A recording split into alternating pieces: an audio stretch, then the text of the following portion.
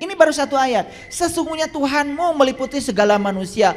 Oh, ternyata Tuhanku meliputi segala manusia. Yang namanya manusia, apapun keyakinannya, apapun agamanya, apapun sukunya, apapun warna kulitnya, kan manusia.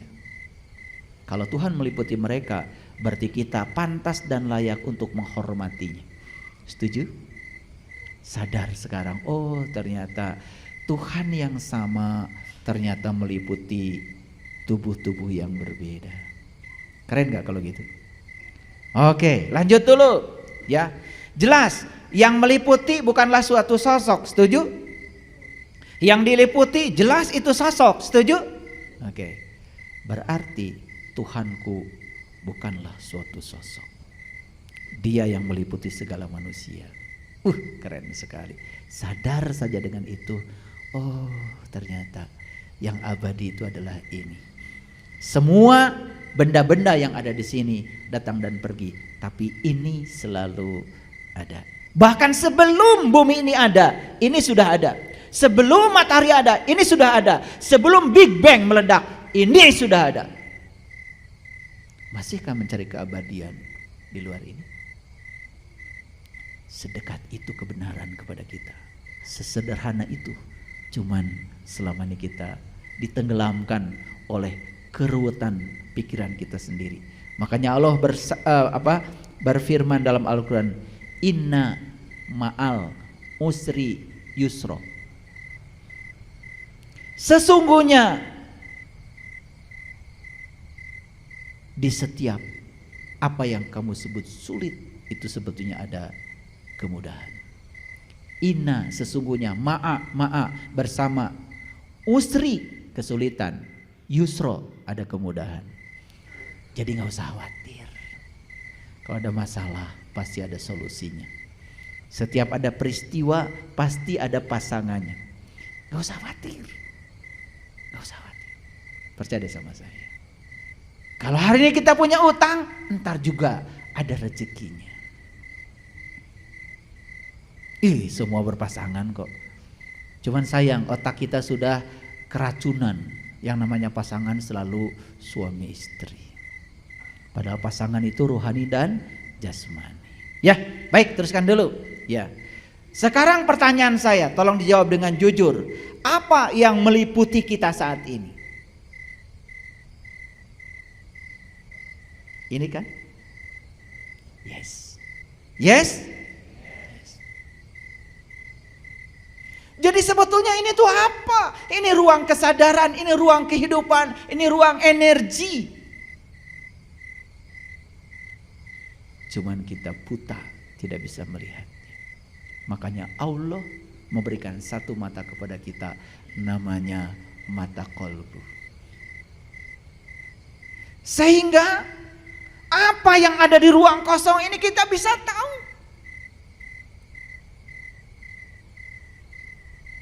Tidak kosong, tapi isi. Isi, tapi kosong. Bismillahirrahmanirrahim. Assalamualaikum warahmatullahi wabarakatuh. Salam sejahtera untuk kita semua. Om Swastiastu, Namo Buddhaya, salam kebajikan, Sampurasun. Rahayu Sagung Dumadi. Semoga seluruh makhluk hidup di semesta ini, baik yang kelihatan maupun yang tidak kelihatan, di setiap ruang dan waktu, di semua tingkatan, senantiasa hidup berbahagia. Semoga kita semua selalu menjadi sumber cinta, sumber sukacita, sumber kedamaian, sumber ketentraman bagi semua makhluk dimanapun mereka berada. Para sahabatku, para hadirin semuanya,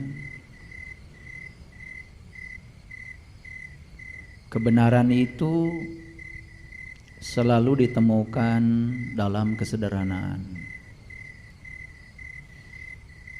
bukan dalam keruwetan, bukan dalam kerumitan. Siapapun yang berbicara kebenaran tetapi rumit, yang dibicarakan itu pasti bukan kebenaran. Sederhana saja. Ikan mengambil kehidupan dari tempat dia hidup, yaitu air. Jadi kalau ikan tinggal di laut tetapi dia tidak mengenal garam, wajar, namanya juga ikan. Dia hidup di air, hidup di samudra, tetapi masih saja bertanya tentang di mana samudra. Wajar, namanya juga ikan. Ikan baru sadar bahwa dia selama ini mendapatkan kehidupan dari samudra tepat saat dia kena pancing. Tepat saat dia kena jaring. Begitu kena pancing, kena jaring, dia keluar tuh dari samudra, baru tidak tenang. Padahal waktu di air dia tenang. Begitu dipisahkan dari air, baru dia tidak tenang. Yang senang mancing, coba perhatikan. Ketika ikan ada di air, tenang aja. Begitu terangkat saja ke udara, tidak di habitatnya, gelisah ikan. Jadi ikan baru sadar kalau dia selama ini mendapatkan kehidupan dari tempat hidupnya tepat saat dia keluar dari habitatnya. Betul apa tidak? Kita mau menunggu begitu? Burung tiap hari mengangkasa, terbang ke sana kemari. Tetapi sampai sekarang dia tidak kenal yang mana itu angkasa. Wajar, namanya juga burung. Tetapi baik ikan maupun burung yang luar biasa adalah ikan itu bahagia dia jadi ikan. Dan burung juga bahagia jadi burung. Coba, burung itu bangun tidur tuh nyanyi. Yang lucu adalah manusia yang menyangka dirinya paling mulia, katanya pengendali semesta ini, tetapi banyak manusia yang tidak bahagia menjadi manusia. Lucu kan manusia? Hanya manusia di semesta ini yang suka mereka-reka tempat istimewa setelah kematian, walaupun dia tidak berbuat kebaikan apapun.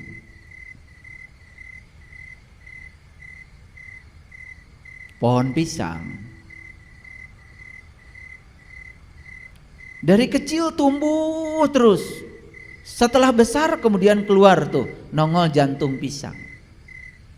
Setelah nongol jantung pisang keluar tuh ya pisangnya panjang ya,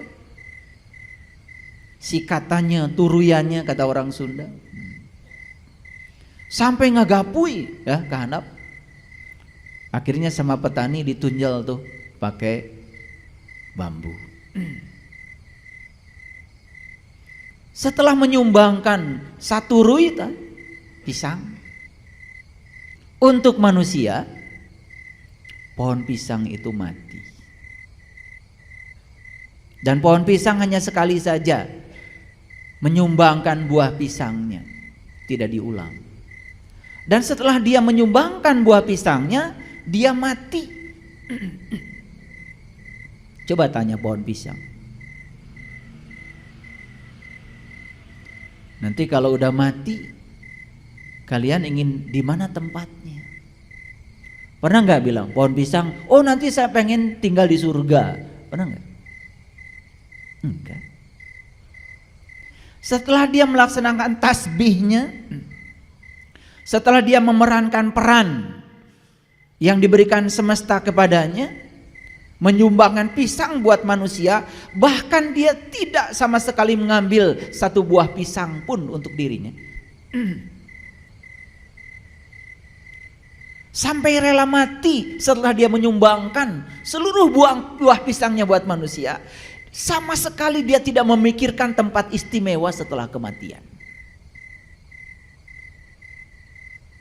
Manusia yang seluruh penghasilannya buat dirinya, buat keluarganya, buat kelompoknya, tidak ada buat yang lain. Pelitnya auzubillah, orang lain susah pun dia pura-pura tidak tahu. Masih saja memikirkan tempat istimewa setelah kematian. Hanya manusia yang punya sifat seperti itu. Yang lain tidak. Bumi kita ini tidak pernah ingin menjadi matahari. Matahari juga tidak pernah ingin menjadi bumi. Bumi dengan matahari tidak pernah bersaing. Tidak pernah berduel. Berduet saja. Kata bumi, ayo, aku bagian menumbuhkan tanaman. Tolong dong sinari oleh kamu, kata bumi. Terus bumi mengajak, udara, air, yuk bantu saya, bantu saya.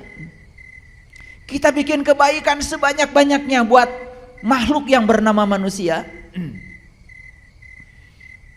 Ditumbuhkanlah beras, ditumbuhkan jagung, tumbuhkan singkong, ditumbuhkan berbagai macam tanaman. Semua disumbangkan buat manusia. Bahkan bumi pun tidak pernah merasa berjasa setelah menyumbangkan semuanya. Luar biasa ya. Sadar enggak? Selama ini kita hidup dalam keadaan tidak sadar. Kita menjadikan setiap orang lain sebagai kompetitor, sebagai orang yang berbahaya, sehingga dianggap setiap orang itu sebagai pesaing buat kita sendiri. Kita tidak belajar dari mereka. Mereka tuh berkomunikasi, berkolaborasi, membangun sesuatu yang positif untuk kemaslahatan makhluk yang ada di sekitarnya. Manusia menebar gosip, hoax, kebencian. Begitu orang lain berbeda sedikit dengan keyakinannya, dianggap salah, dianggap sesat. Sampai hari ini saya tidak menemukan satu ayat pun yang mengizinkan manusia boleh menyesatkan manusia lain. Saya tidak menemukan ayatnya di Quran. Yang ada di Quran, inna rabbaka huwa a'lamu biman dhalla an sabilihi wa huwa a'lamu bil muhtadin. Hanya Tuhanmu yang berhak untuk mengatakan siapa yang dapat petunjuk dan siapa yang tersesat di jalannya. Hanya Tuhan. Itu Quran loh. Kita cuman berkoar-koar aja. Pedoman hidupnya Quran, pedoman hidupnya Quran. Betul? Karena Anda rajin membacanya sampai Anda tidak mengerti isinya. Dan begitu disampaikan isi seperti itu, Anda juga menolaknya. Saya tidak mengerti pedoman hidup Anda itu apa. Sedangkan Quran menekankan inna rabbaka huwa a'lamu biman dhalla an sabilihi wa huwa a'lamu bil muhtadin. Hanya Tuhanmu yang berhak untuk menilai siapa yang tersesat di jalannya dan siapa yang mendapatkan petunjuk. Tidak ada manusia apapun, siapapun yang berkuasa untuk menilai siapapun. Bahkan kita diajarkan setiap sholat mengatakan maliki yaumiddin. Hanya Engkau pemilik hari pembalasan. Hanya Engkau yang berhak menghukum. Hanya Engkau yang berhak menghakimi. Bukankah itu yang kita ucapkan setiap sholat? Dan kita tidak pernah memahami makna balik yang tersembunyi balik itu. Kita hanya menjalankan sholat, membaca kalimat itu seperti robot. Dan berulang-ulang kita membaca kalimat itu. Bahkan kita membaca ihdinas syiratal mustaqim, ihdinas syiratal mustaqim, tunjuki aku ya Allah ke jalanmu yang lurus. Itu kan sebuah permintaan. Ketika kita minta ditunjukkan ke jalan yang lurus, berarti kita sadar bahwa kita sedang berada di jalan yang tidak lurus. Sadar nggak? Kalau kita jalan-jalan cari alamat, kan kita minta ditunjukkan sama orang alamat Bapak ini di mana, tepat saat kita sedang berada di posisi yang tidak menemukan alamat. Betul nggak? Sebut saja kita sedang tersesat. Karena kita sadar sedang tersesat, minta ditunjukkan, tolong dong alamat Bapak ini di mana, RT berapa, RW berapa, kan begitu. Dan kalau kita tidak jalan-jalan, tidak pergi kemana-mana, kan tidak mungkin kita minta ditunjukkan rumah siapa di mana. Betul apa tidak?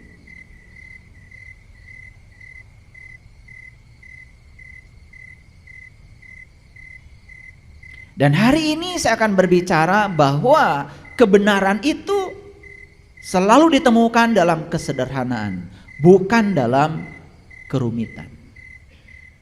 Yuk sekali lagi, ikan tadi mengambil kehidupan dari mana? Dari tempat hidupnya, air.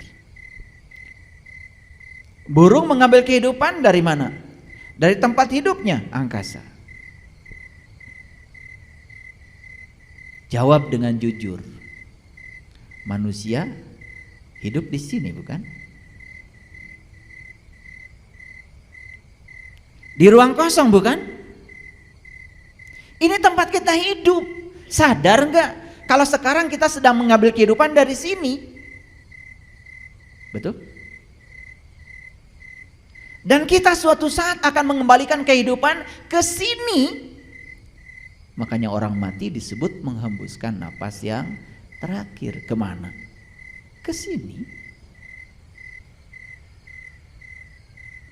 Kita masih mencari tempat abadi, katanya nanti, ya Allah. Bukankah ini adalah keabadian? Manusia datang dan pergi, tapi ini ada terus dari dulu. Bumi suatu saat juga akan hilang. Oh, bumi juga pendatang baru. Dan menurut para ilmuwan, umur bumi itu sekarang sudah 13,6 miliar tahun. Dan sudah banyak orang yang hidup di sini, sudah banyak. 13,6 miliar tahun umur bumi, sudah berapa generasi orang yang hidup di sini. Sedangkan umur agama paling tua juga 3.000 tahun. Agama yang kita anut kan baru diperingati kemarin 1444 tahun. Sedangkan bumi ini sudah berumur 13,6 miliar tahun. Apa kita berani menyatakan leluhur kita dulu celaka semua? Gara-gara berbeda dengan yang disebut dengan agama oleh kita hari ini? Apa leluhur kita sebodoh itu? Lo tidak mewariskan nilai-nilai kebaikan kepada kita? Betul apa tidak? Ini saya berbicara sains, saya berbicara data, saya berbicara fakta, bukan berbicara ngawur. Dan silakan ya cek omongan saya. Para ilmuwan fisika sudah bisa menemukan. Kenapa? Sekarang sudah banyak tekniknya. Umur batu saja sekarang bisa diukur kok. Ini batu umurnya berapa tahun? Bisa. Tidak usah pakai ilmu tinggi-tinggi, ada yang disebut dengan ya ilmu radioaktif. Kalau kuliah fisika inti kita akan belajar yang disebut dengan peluruhan radioaktif. Kita bisa mengukur umur batu berapa tahun. Coba. Ulangi lagi. Jadi kita hidup di mana? Di sini.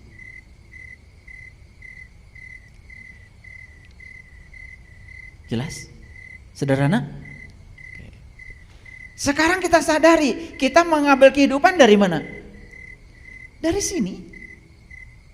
Dan kita akan mengembalikan pinjaman kehidupan kemana? Ke sini. Jadi apa sebetulnya ini?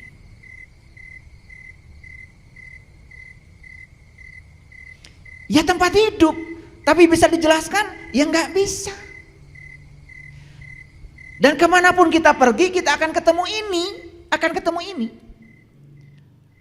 Benda-benda langit datang dan pergi. Semua yang bersifat materi datang dan pergi. Hari ini di depan rumah kita ada pohon pisang, besok sudah tidak ada lagi. Semua yang bersifat materi datang dan pergi. Tetapi ruang tempat tumbuhnya pohon pisang kita ikut pergi. Sadar enggak?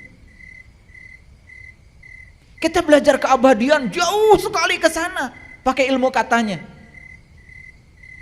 Sampai tidak sadar yang sekarang, di sini saat ini sekarang. Sampai orang tua kita tuh menyebut ini tuh namanya Sang Hyang Taya. Taya teu aya. Eueuh tapi aya, aya tapi eueuh. Isi tapi kosong, kosong tapi isi. Itu saja tidak disadari.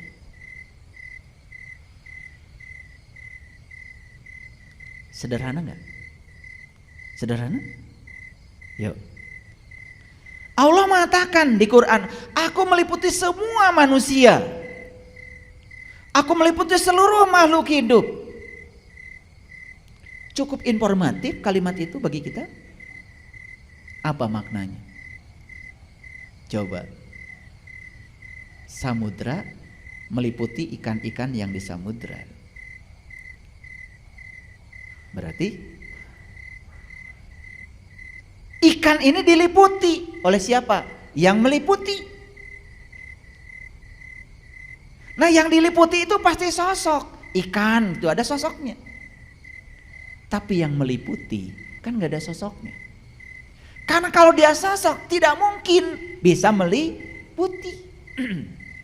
Makanya air ngikuti saja bentuk tempat di mana dia tinggal. Betul?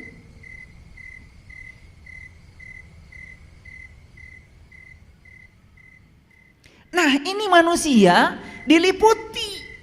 Allah mengatakan, aku meliputi segala manusia. Ayo sederhanakan. Jangan pusing-pusing. Kita diliputi apa sekarang? Diliputi apa? Kan diliputi ini. Terlalu mewah gitu penjelasan saya. Karena kita berpikir ruwet terus dari dulu. Lalu memposisikan Tuhan sebagai sosok yang tinggal di jauh di sana-sana. Pakai baju itu, pakai baju ini kayak raja gitu. Lalu disuruh-suruh oleh kita supaya ngikutin keinginan kita. Ada yang harus diperbaiki di otak kita. Makanya orang-orang bijak mengatakan pikiran itu bukan ciptaan Allah.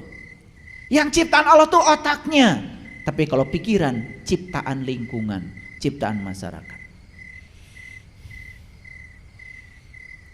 Kita berpikir hari ini tergantung apa yang pernah kita lihat, yang pernah kita dengar, tergantung paradigma apa yang pernah dijejalkan kepada kita.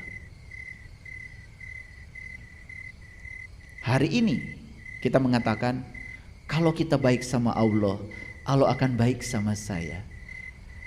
Dan kalau saya tidak baik sama Allah, Allah akan mengazab saya, menghukum saya. Itu paradigma. Itu bukan Allah yang sebenarnya. Bagaimana mungkin Dia yang Maha Pengasih, yang Maha Penyayang menyiksa hamba yang dicintai? Betul apa tidak?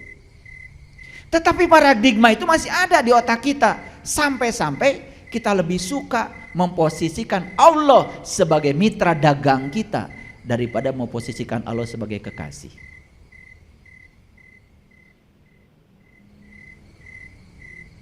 Wah, saya sedang banyak masalah nih. Kayaknya saya harus tahajud. Sudah.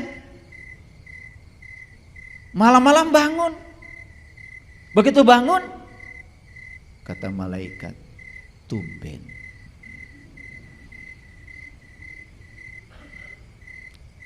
Lah biasanya juga nggak bangun, tiba-tiba bangun. Kan malaikat bilang tumben.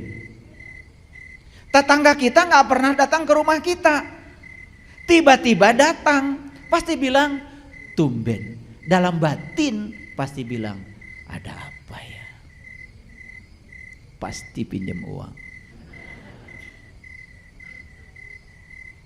Karena tumben itu berikutnya adalah muatan.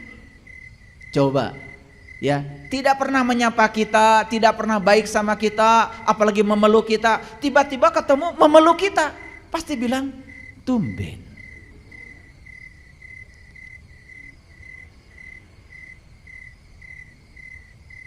Kata malaikat, pasti tahajudnya 2 rakaat saja. Mintanya suabrek. Karena kita terlalu biasa menjadikan Tuhan itu sebagai mitra dagang kita, bukan menjadikan Tuhan sebagai kekasih. Kalau orang yang menjadikan Tuhan sebagai kekasih, namanya kekasih itu melakukan kebaikan bukan karena kebaikan kita. Dan kita pun melakukan kebaikan kepada Tuhan, tidak pengen apa-apa. Melakukan kebaikan, ya melakukan kebaikan saja. Begitu enggak ibadah kita? Tidak. Karena kita lebih suka memposisikan Tuhan sebagai mitra dagang kita daripada memposisikan Tuhan sebagai kekasih. Ya, hidupnya ya seperti itu saja. Dari waktu ke waktu kesadarannya juga begitu-begitu saja. Itu paradigma, karena dia menempatkan Tuhan di pikiran dia seperti itu. Kenapa pikiran seperti itu? Karena dibesarkan di lingkungan yang seperti itu. Setelah itu dia mengizinkan agar dia menjadi seperti lingkungannya, tidak menjadi dirinya sendiri. Dan kalau semua ditanya, pasti tidak ada argumen.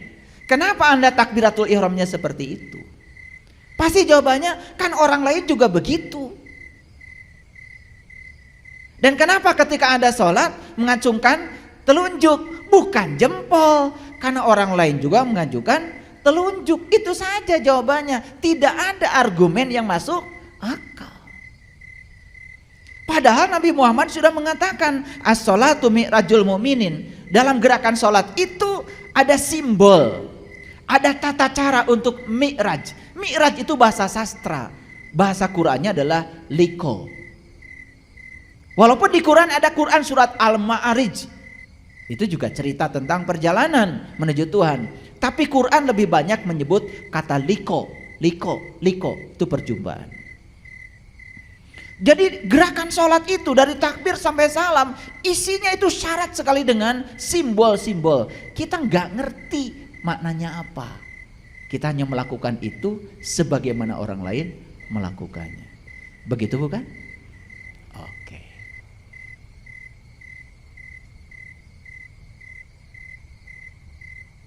Ketika saya mengajak umat ini berpikir sederhana, malah saya disalahkan.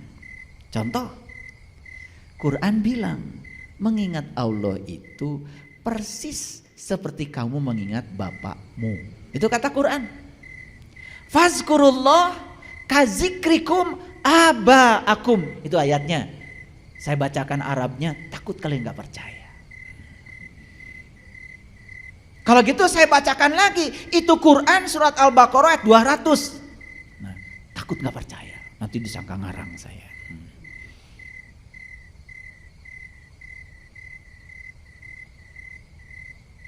Jadi mengingat Allah itu persis seperti kamu mengingat bapakmu. Itu Quran. Bahkan diawali dengan faiza qadaitum manasikakum fazkurullah kazikrikum abaakum au asyadda dzikra. Begitu lengkapnya. Dibacakan lengkapnya, takut enggak percaya.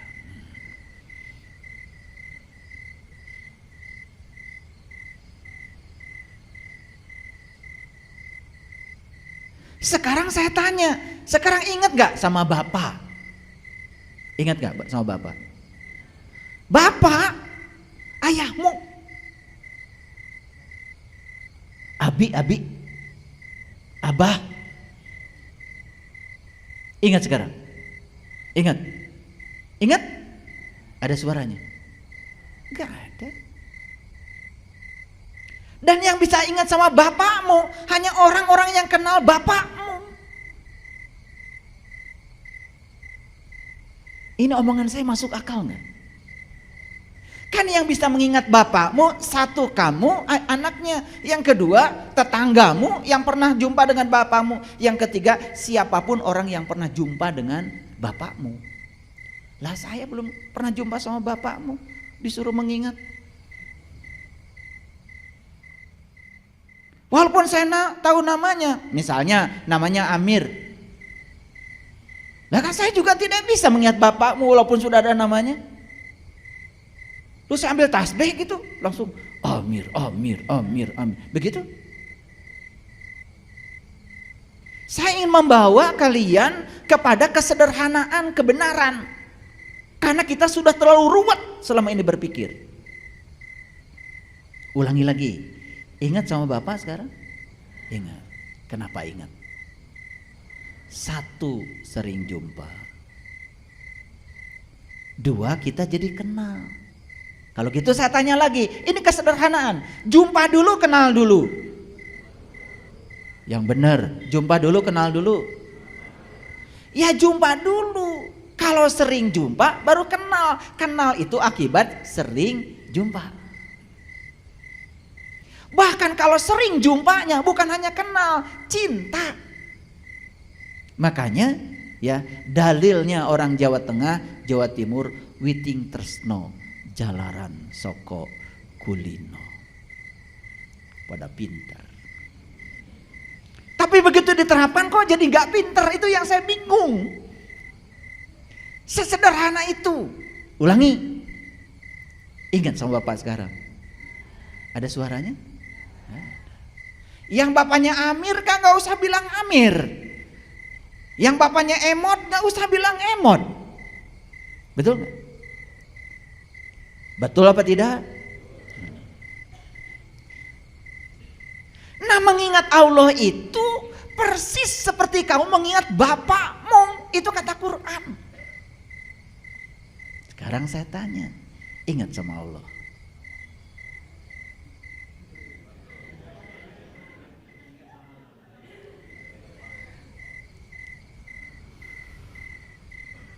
Ingatnya cuman alif lam lam ha. Apakah itu Allah? Kan bukan, itu mah tulisan Allah. Kayak yang bapaknya Amir, kan bukan A-M-I-R. Itu mah tulisan Amir. Bisa membedakan tulisan Amir dengan Amir benerannya? Bisa? Kalau kalian menyamakan tulisan Amir dengan bapakmu, menghina. Mana Amir? Ini A-M-I-R. Loh, itu kan tulisan Amir, bukan Amir. Dan tulisan Amir gak bisa makan air, gak bisa makan nasi, tidak bisa minum air, tidak bisa menyapa, mati. Betul? Awas. Alif lam lam ha bukan Allah. Itu mah tulisan Allah. Bahkan Allah itu awalnya juga gak ada namanya. Kan bapakmu yang Amir juga baru ada namanya setelah ada barangnya. Sekarang saya nanya dulu, ini kesederhanaan berpikir. Barangnya dulu, namanya dulu. Setelah ada barangnya gubrag alam ke alam dunia. Betul? Kasep. Mancung. Lengana dua. Sampai na dua. Di pasian aja dengan Amir. Betul? Jadi menyebut-nyebut Amir, bisa tahu dan kenal pada Amir? Gak bisa. Bisa tahu dan kenal ke Amir, mun sering penak sareng Amir. Sederhana? Oke. Sekarang saya tanya. Tahu zikir? Zikir bahasa Arab, apa artinya? Mengingat. Awas ya. Zikir artinya mengingat. Coba saya tes. Ini sederhana. Amir, Amir, Amir, Amir. Saya sedang apa? Udah mulai pinter nih. Kan tadi saya sedang menyebut. Menyebut itu barangnya juga beda alatnya. Menyebut itu pakai alatnya ini.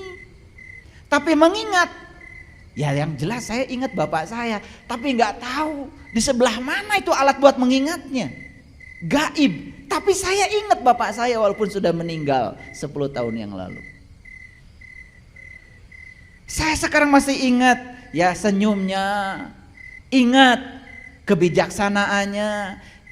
ingat pecinya, ingat baju kesukaannya, ingat cara beliau pakai sarungnya, bahkan nyomotnya aja sampai sekarang saya masih ingat. Beda mengingat dengan menyebut. Oke. Jadi kalau kalian sedang subhanallah, subhanallah, subhanallah, menyebut atau mengingat? Menyebut. Zikir bukan itu. Zikir bukan. Sesederhana itu. Kenapa tuh kalian bilang saya lagi zikir? Padahal lagi menyebut. Apa menyebut salah? Tidak. Menyebut Amir tidak salah. Kalian bilang subhanallah, alhamdulillah, Allah. Bagus. Tetapi lebih bagus lagi kalau itu sebutan dialamatkan kemana. Kan setiap nama itu ada barangnya katanya tadi. Begitu nyebut Amir kan barangnya ada. Alamatnya jelas. Oh, Amir yang saya maksud adalah bapak saya. Yang paling ganteng deh sedunia. Sederhana gak yang saya bicarakan? Atau masih pusing? Nah kalau kalian masih pusing karena memang kalian itu sudah pusing dari dulu. Bahkan pusingnya sudah mencapai 7 keliling. Betul Pak tidak?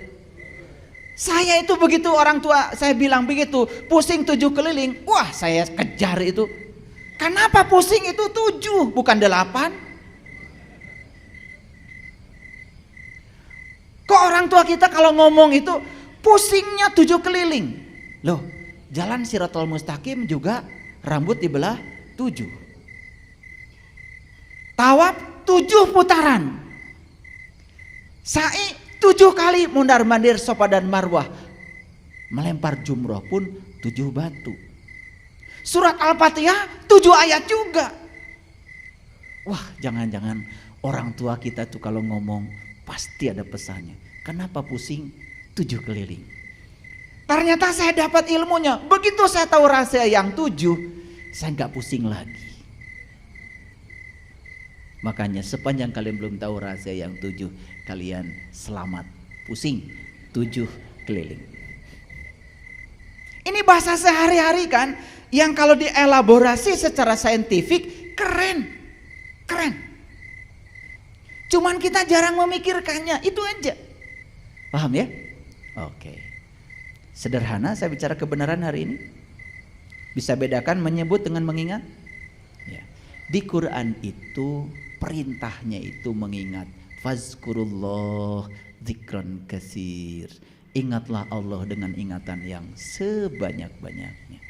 Maaf, saya tidak menemukan sebutlah dia dengan sebutan yang sebanyak-banyaknya. Menyebut Amir, bisa nggak semua orang? Bisa. Tapi mengingat Amir, bisa semua orang? Siapa yang bisa mengingat Amir? Yang tahu Amir. Menyebut Allah, bisa semua orang? Tapi yang bisa ingat kepada Allah, bisa semua orang? Siapa yang bisa ingat kepada Allah? Hanya yang tahu dan kenal kepada dia. Makanya orang yang tahu dan kenal kepada dia diberi gelar oleh Allah. Gelarnya ulul albab. Ulu itu artinya pemilik. Albab itu bagian dalam dari kolbu. Dari kata lub. Jadi kolbu itu ada bagian dalamnya itu. Ada yang namanya fuad. Ada yang namanya lub. Jadi ulul albab itu pemilik kolbu. Itu yang disebut dengan ahlul bait. Karena apa? Allah mengatakan langit dan bumi tidak akan cukup menampung zatku, tapi kolbunya orang yang beriman itulah sebenar-benarnya rumahku. Jadi ahlul bait itu sering disebut ulul albab, didefinisikan oleh Allah alladzina yazkurunallaha qiyaman wa qu'udan wa ala junubihim, orang yang bisa mengingat Allah dalam keadaan berdiri, duduk dan berbaring. Bahkan sejak saya memulai ceramah dari tadi, saya tidak bisa melupakannya.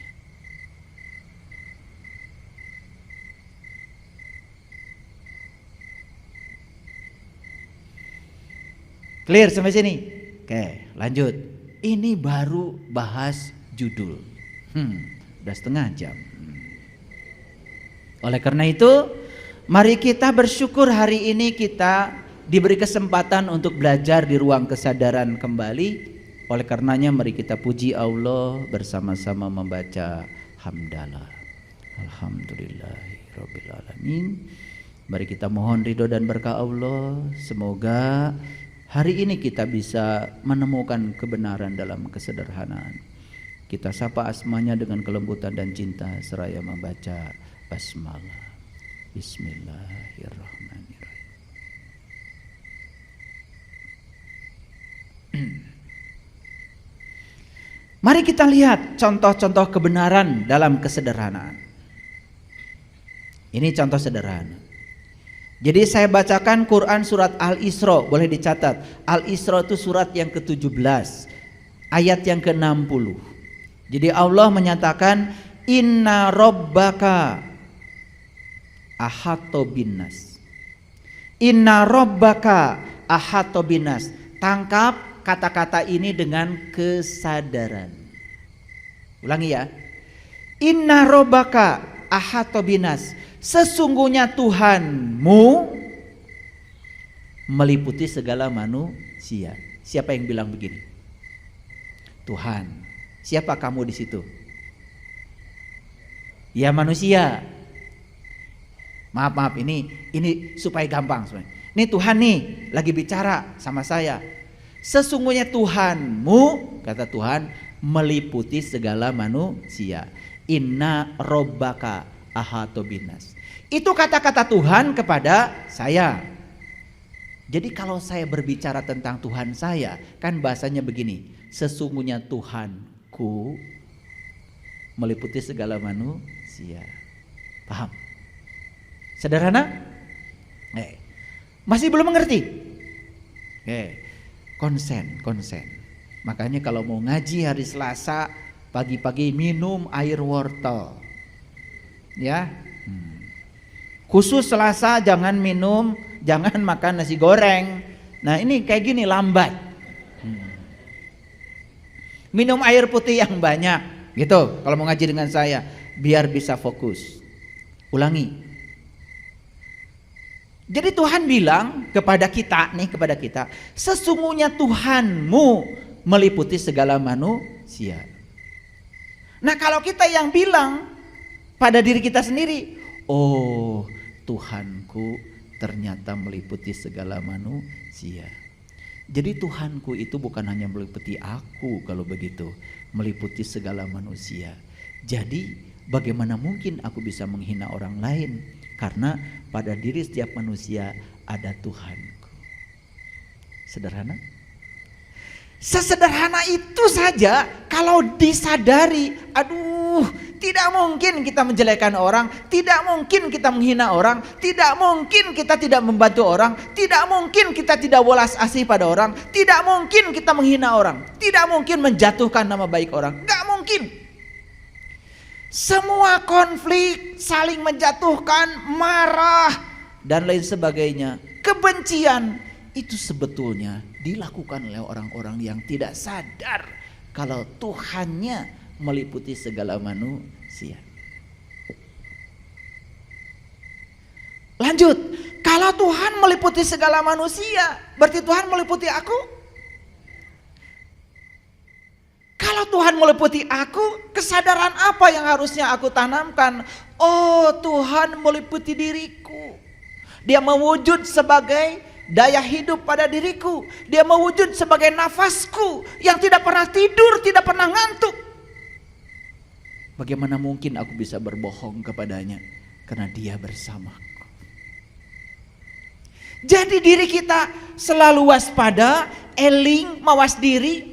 Dan kewaspadaan ini pun kita terapkan untuk memberikan welas asih, cinta kasih pada semua orang.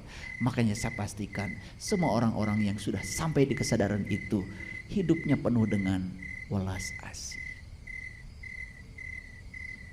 Boro-boro ingin menyakiti orang lain, Yang ada di otaknya tuh ingin jadi matahari, memberi, menyinari, satu arah. Dan matahari memberikan sinarnya satu arah. Tidak pernah minta balasan, tidak pernah minta balikan. Orang-orang yang suka minta balasan, semua orang-orang yang tidak sadar kalau semua yang ada dalam dirinya adalah pemberian. Sadarkah kita sebetulnya kenapa kita harus memberi? Karena semua yang ada di tangan kita adalah pemberiannya.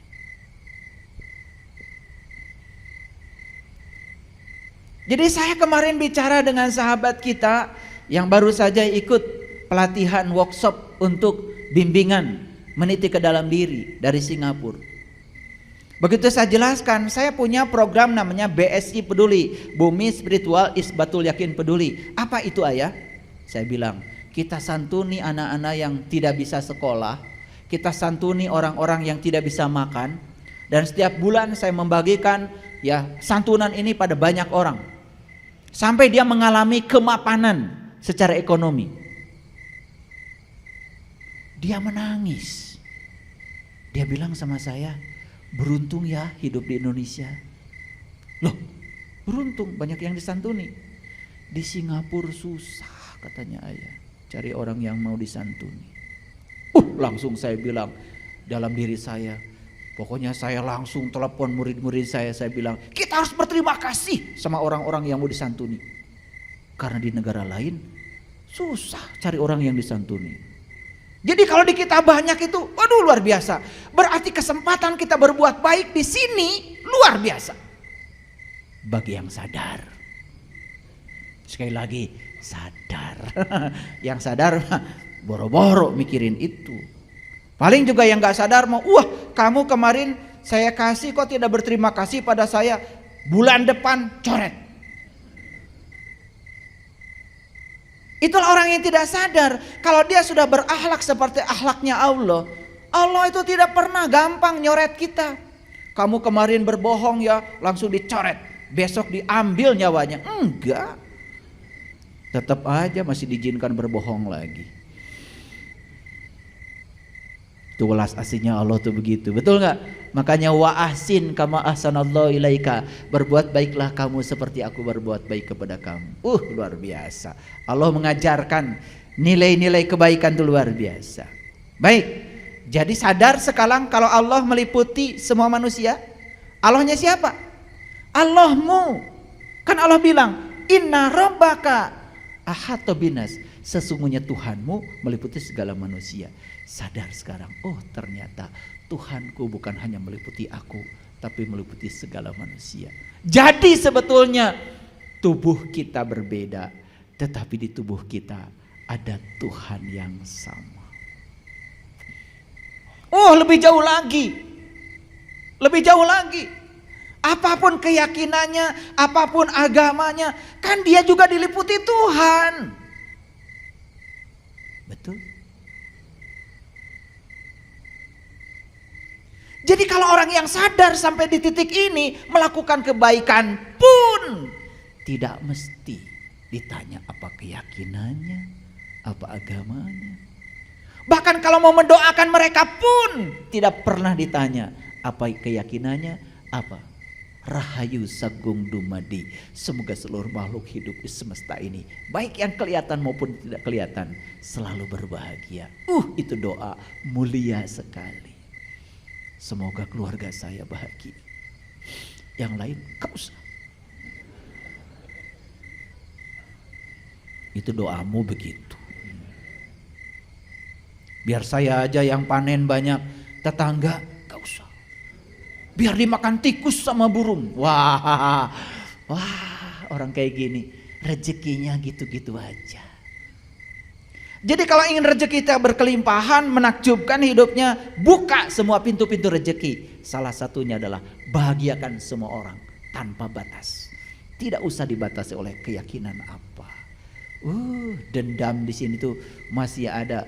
Begitu dikabarkan si Anu mengajarkan ajaran yang salah, langsung benci. Padahal kita pun tidak mengerti yang diajarkan apa. Kadang-kadang begitu mudah kita dibakar oleh api kebencian, padahal kita tidak tahu apa-apa. Saya kasih tahu, membenci kejahatan saja itu kita sudah berkontribusi membangun kejahatan. Benci pada orang yang melakukan kegelapan, kita pun sebetulnya sudah menyumbang kegelapan. Apalagi kalau kita melakukan kegelapan itu sendiri. Yuk kita sadar, dengarkan kajian saya yang kemarin. Dan semua kehidupan itu diliputi oleh cahaya, bukan kegelapan. Jadi dari ayat yang tadi banyak gak implikasinya? Dari ayat yang tadi, ini baru satu ayat. Sesungguhnya Tuhanmu meliputi segala manusia. Oh, ternyata Tuhanku meliputi segala manusia. Yang namanya manusia, apapun keyakinannya, apapun agamanya, apapun sukunya, apapun warna kulitnya, kan manusia. Kalau Tuhan meliputi mereka, berarti kita pantas dan layak untuk menghormatinya. Setuju? Sadar sekarang, oh ternyata Tuhan yang sama ternyata meliputi tubuh-tubuh yang berbeda. Keren gak kalau gitu? Oke, lanjut dulu ya. Jelas, yang meliputi bukanlah suatu sosok, setuju? Yang diliputi jelas itu sosok, setuju? Oke, berarti Tuhanku bukanlah suatu sosok. Dia yang meliputi segala manusia. Keren sekali. Sadar saja dengan itu, oh ternyata yang abadi itu adalah ini. Semua benda-benda yang ada di sini datang dan pergi, tapi ini selalu ada. Bahkan sebelum bumi ini ada, ini sudah ada. Sebelum matahari ada, ini sudah ada. Sebelum Big Bang meledak, ini sudah ada. Masihkah mencari keabadian di luar ini? Sedekat itu kebenaran kepada kita. Sesederhana itu. Cuman selama ini kita ditenggelamkan oleh keruwetan pikiran kita sendiri. Makanya Allah berfirman dalam Al-Quran, Inna ma'al usri yusro. Sesungguhnya di setiap apa yang kamu sebut sulit, itu sebetulnya ada kemudahan. Inna sesungguhnya, ma'a bersama, usri kesulitan, yusro ada kemudahan. Jadi gak usah khawatir. Kalau ada masalah pasti ada solusinya. Setiap ada peristiwa pasti ada pasangannya. Gak usah khawatir. Gak usah khawatir. Percaya sama saya. Kalau hari ini kita punya utang, ntar juga ada rezekinya. Semua berpasangan kok. Cuman sayang otak kita sudah keracunan. Yang namanya pasangan selalu suami istri. Padahal pasangan itu rohani dan jasmani. Ya, baik, teruskan dulu. Ya. Sekarang pertanyaan saya, tolong dijawab dengan jujur. Apa yang meliputi kita saat ini? Ini kan? Yes. Yes?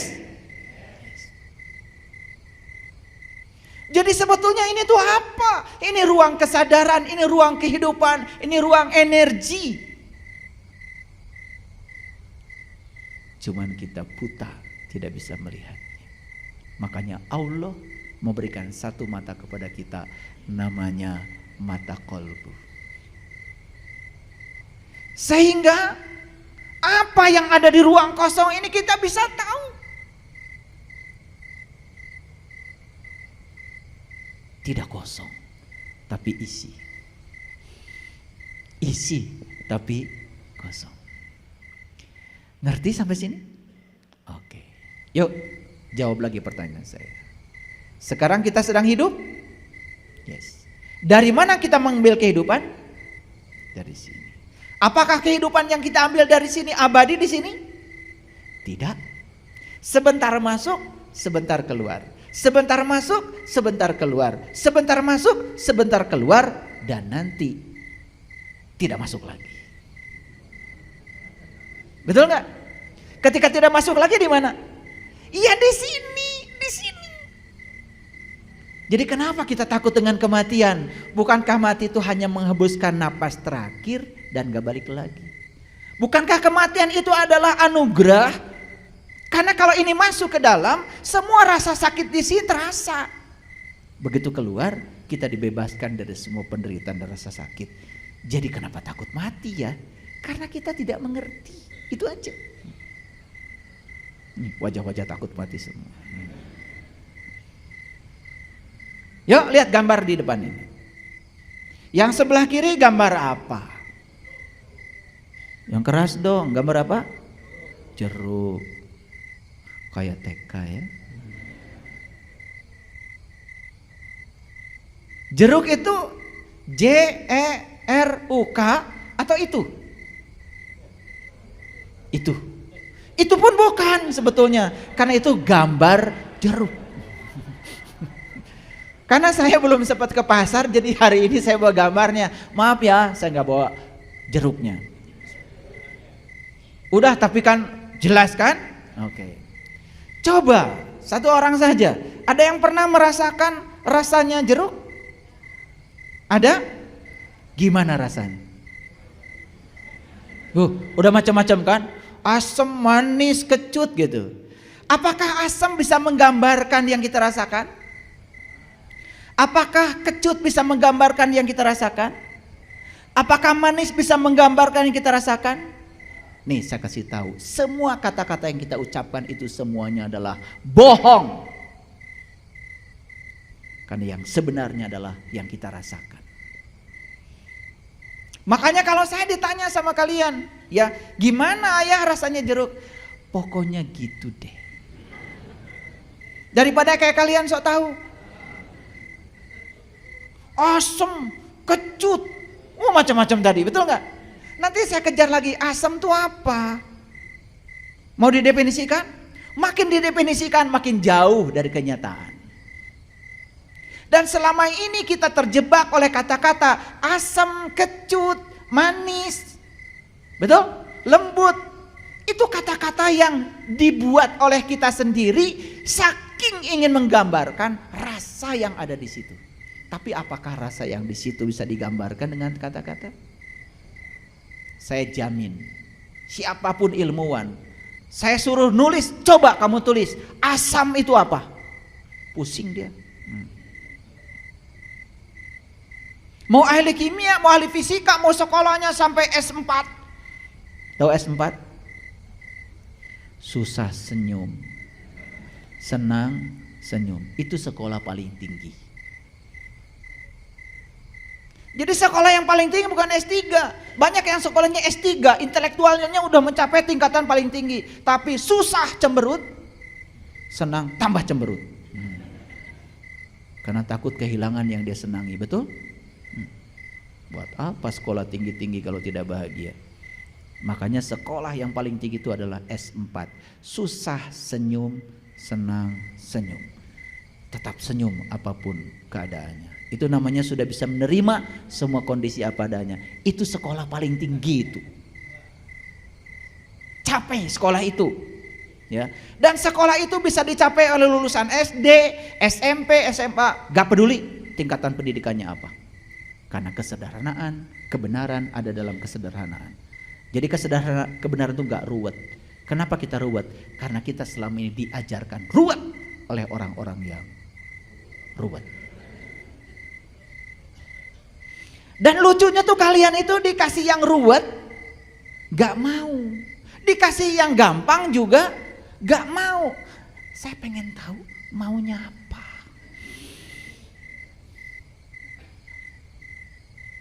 Iya. Ayah kok cara untuk mendidik ke dalam diri katanya semudah itu. Saya tanya, kamu pengen sesusah apa? Iya, akhirnya udah. Kalau kamu pengen susah udah. Kalau kamu ingin meniti ke dalam diri, kenal jati dirimu, mulai sekarang kamu puasa 10 tahun. Setelah 10 tahun baru ketemu saya. 3 bulan udah datang lagi. Berat ayah. Nah, jadi inginnya yang berat-berat. Di Quran Allah mengatakan, nih dengarkan semuanya. Man kana yarju liqa Allah fa inna ajalallahu la'aj. Barang siapa yang berharap jumpa dengan Allah, waktu yang dijanjikan pasti datang. Jadi syarat berjumpa dengan Allah tuh kata Quran, bukan kata saya. Cukup kamu berharap, itu saja. Tidak ada harus melakukan ini, melakukan, gak ada. Ruwet. Dan yang ruwet itu pasti belum tahu. Saya kasih tahu ya. Ya, kamu kalau ingin jumpa dengan jati dirimu, kamu harus masuk dulu, cari gua, kamu tinggalkan anak istrimu. Berapa lama? 40 tahun. Keburu modar.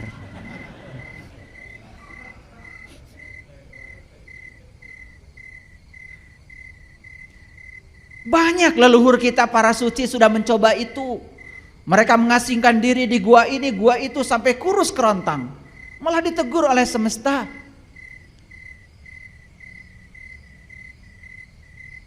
Kebenaran itu ada dalam dirimu, tidak di luar. Tidak usah untuk menemukan kebenaran, kamu sendiri harus menyiksa dirimu sendiri. Sampai hak-hak tubuh tidak diberikan.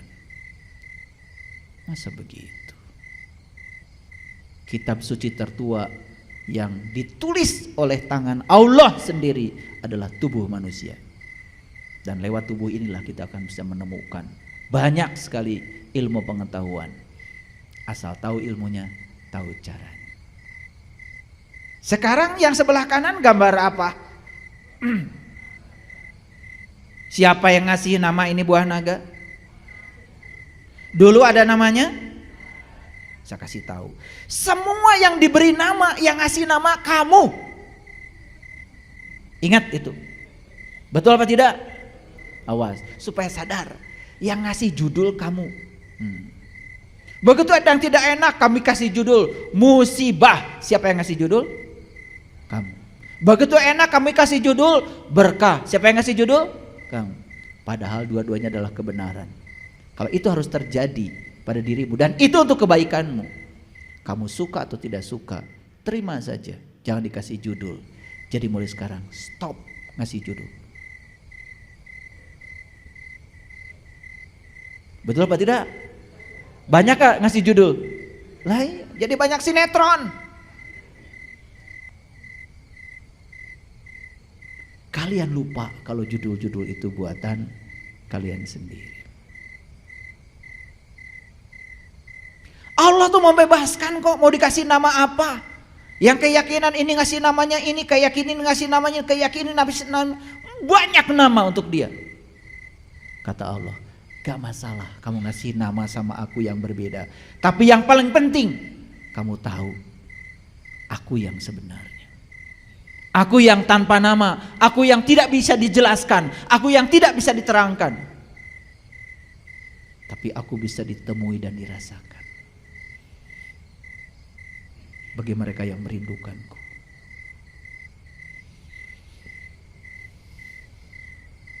Semangka rasanya gimana?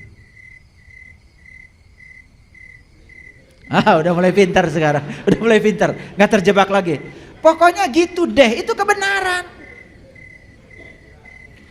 Pokoknya gitu deh pun sebetulnya tidak bermakna apa-apa. Saking susah membicarakan yang kita rasakan. Ini saripati alam semesta. Perhatikan saya. Sebetulnya yang dirasakan di jeruk itu bukan hanya kecut. Rasa gula ada, rasa garam ada, semua saripati yang ada di alam semesta ada di situ. Cuma ada yang dominan, ada yang tidak dominan. Kan begitu. Saking sulit menggambarkannya. Daripada dijelaskan, sudah kamu beli jeruknya, kamu makan. Dan saat makan sadari, kenapa saya bisa merasakan semua ini? Bukankah karena kita bernafas? Betul? Dan kalau kalian sudah tidak bernapas lagi, gak bisa merasakan semua itu. Makanya kalau saya lagi makan, ini sama komunitas, saya jamu makan. Gimana makanan hari ini? Enak gak ya? Kenapa enak? Habis ini kita akan bersama makanya. Salah. Karena saya sedang sehat. Salah. Jawabannya apa? Karena kamu bernafas. Itu aja kok. Betul? Terus napas siapa? Bukankah napas itu adalah wujud kehadiran sang semesta yang ada dalam diri? Betul? Jadi kenapa kita makan terasa enak? Karena kehadiran Dia. Sadar enggak?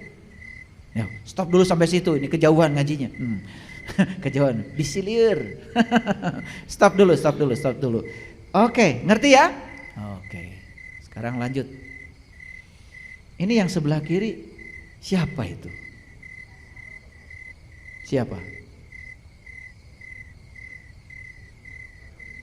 Saya juga nggak tahu. Saya juga nggak tahu. Nggak tahu. Tapi kalian bisa nggak merasakan apa yang sedang dia rasakan? Sedang merasakan apa itu? Hah? Sakit apa kira-kira? Apa? Salah semua. So tahu. Yang bisa merasakan yang dia rasakan ya dia sendiri. Gimana sih kalian ini ngajinya kemana aja selama ini? Mules, sakit pinggang, itu ngarang semua. Itu namanya prasangkamu terhadap itu. Lihat saya semuanya.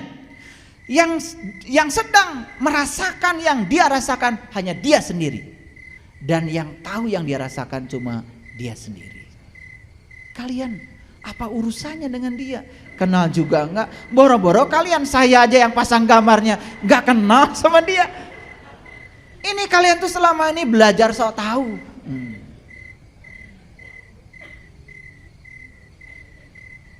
Jadi penjelasan kalian tentang itu kebenaran atau pembenaran? Pembenaran. Yang sedang dia rasakan langsung, dirasakan sebagai pengalaman langsung. Kebenaran atau pembenaran? Jadi kebenaran itu apa yang dirasakan langsung oleh seseorang. Jadi kebenaran itu adalah realitas. Bisa bedakan kebenaran dan pembenaran. Nah, ini kuliah hari ini luar biasa. Sebenarnya beruntung sekali kalian hari ini datang. Ya, gratis lagi.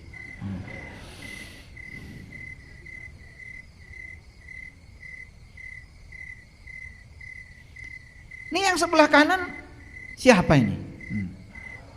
Oh, udah mulai tidak terjebak lagi ya. Nah, kalian udah mulai agak pinter ini sekarang. Udah mulai agak pinter. Dia sedang merasakan apa? Nggak tahu. Yang jelas dia sedang merasakan sesuatu dan yang bisa merasakan cuma dia sendiri. Kalian gak bisa.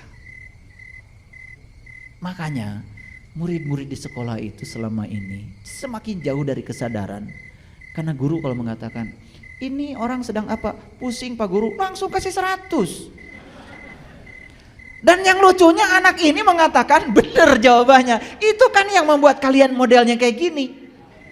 Merasa paling benar, merasa paling hebat, merasa paling soleh. Kalau udah dandan kayak gini, yang lain salah. Ini dari tadi ketawa-ketawa itu mentertawakan siapa sebetulnya? Nah, kalau kalian sudah mentertawakan diri sendiri itu tanda-tanda masih ada kehidupan dalam diri kalian itu. Masih ada kehidupan. Ya. Dan orang yang sombong, orang yang tidak tahu kalau dirinya tidak tahu, gak akan ada di sini. Dan dia tidak kebagian tertawa. Betul apa tidak? Makanya kalian suka baca surah Yasin kan? Litundiro qaumama undiro abauhum fahum ghafilun. Sering gitu kan? Sering kalian wajah-wajah. Udah yakin ini. Kalau malam Jumat pasti Yasinan ini. Dari wajahnya kelihatan. Tapi ngerti nggak? Pengen nyubit saya tuh sama kalian itu. Bolak-balik baca itu bolak-balik, satu ayat pun sampai nggak ngerti. Litundiro qaumama undiro abauhum fahum ghafilun. Jadi para rasul, para nabi itu sedang disuruh oleh Allah untuk menyampaikan kepada kita semua ya, bahwa aku hanya bisa memperingati kamu yang ikut peringatan. Itu maksudnya. Yang ikut, yang gak ikut ya gak bisa diperingati.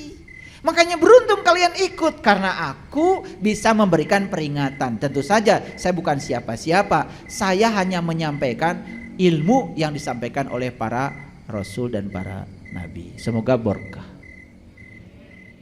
Nah, ada kata-kata berikutnya, litundiro qaumama ungdiro abauhum fahum ghafilun. Karena peringatan ini gak pernah disampaikan oleh bapak-bapakmu yang membuat kamu jadi lalai. Itu maksudnya. Kenapa bapak-bapakmu tidak ngasih peringatan tentang ini? Karena bapak-bapakmu juga tidak tahu. Karena bapak-bapakmu mengikuti bapak-bapaknya lagi. Nah, bapak-bapaknya lagi mengikuti bapak-bapaknya lagi, terus turun-temurun. Makanya kebodohan itu harus diputus. Kartos.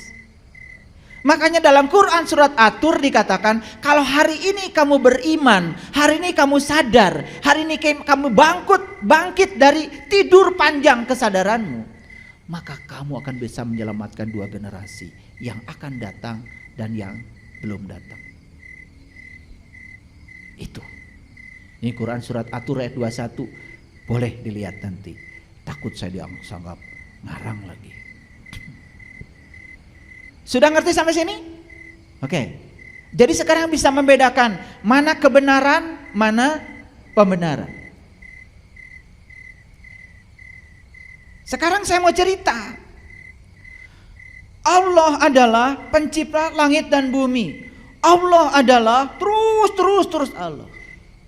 Yang saya bicarakan itu pembenaran atau kebenaran. Kan itu baru kata-kata. Baru kata-kata.